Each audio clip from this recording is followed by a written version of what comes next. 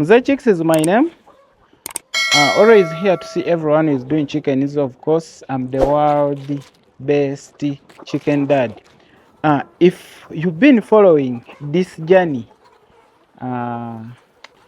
since way back we started these chickens, I know there are those people who are following this journey, then they start also the same journey we are taking.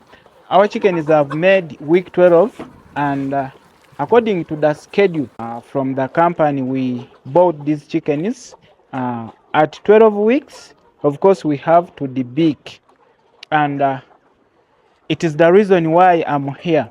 To those people who are new, and even to those people who have been doing chickens for quite some time, I understand you know what we are talking about. Debeaking is one of the practices we take in this chicken's life. As we are debeaking, of course, we are avoiding lots of vices. We are avoiding cannibalism. You know it very well. Then the biggest issue we are preventing, it is all about egg eating. As we are doing these chickens, this type of chickens, the layers chickens, our profits are in eggs. So we have to do what we are talking about, the baking, to avoid all this. So today we're going to carry out that practice, one of the hard practices. It causes lots of pain to the chickens, but at the end of the day we have nothing to do, we have to do it. So in this video I'm going to try to show you proper way of debeaking our chickens as using handy debeaker. There are lots of ways we debeak our chickens, you know them very well. We can use automated debeakers, and also we can use what we calling handy debeakers. Here with me, these are the debeakers we're talking about, the hand debeakers. There are other types, but this time around for us we're going to be using this. But the question is, how are we going, or how are you going to debeak your chickens, or proper way of debeaking your chickens? Shortly, we are starting to put a partition to move all these chickens one side, so that we can get one by one with beak. Yes, that's what we are doing. So shortly after all this, we're coming back and I show you how to debeak your chickens, or proper way of debeaking your chickens. We always debeak, but at the end of the day you find that you over debeaked, or you debeaked wrongly. At the end of the day you cause problems to your chickens. Maybe your chicken is failing to feed well, or again these beaks are growing big within no time. So shortly we're coming back with the proper way of baking.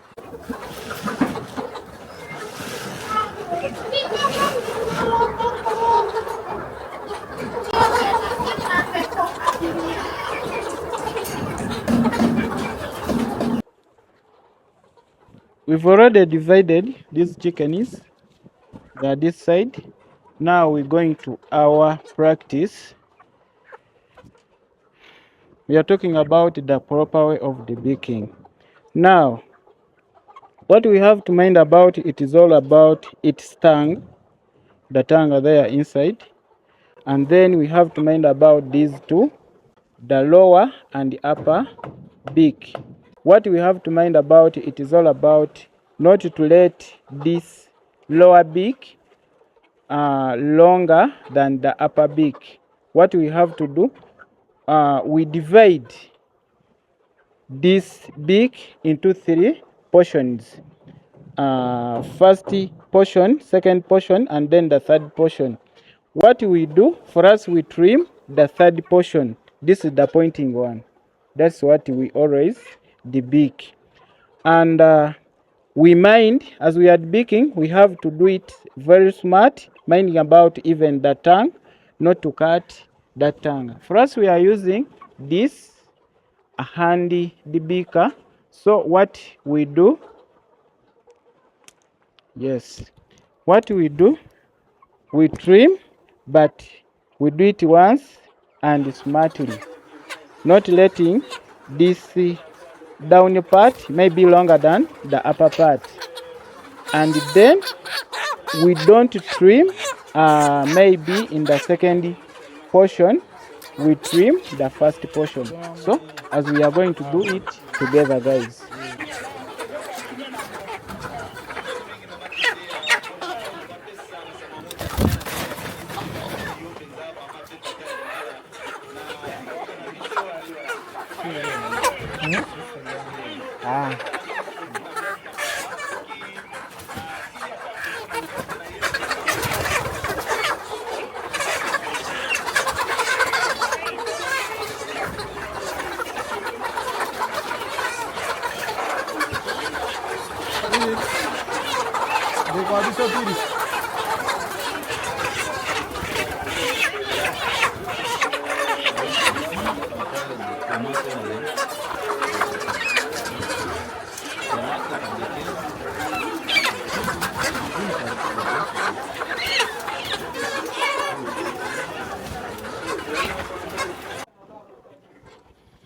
Guys, we've done it all.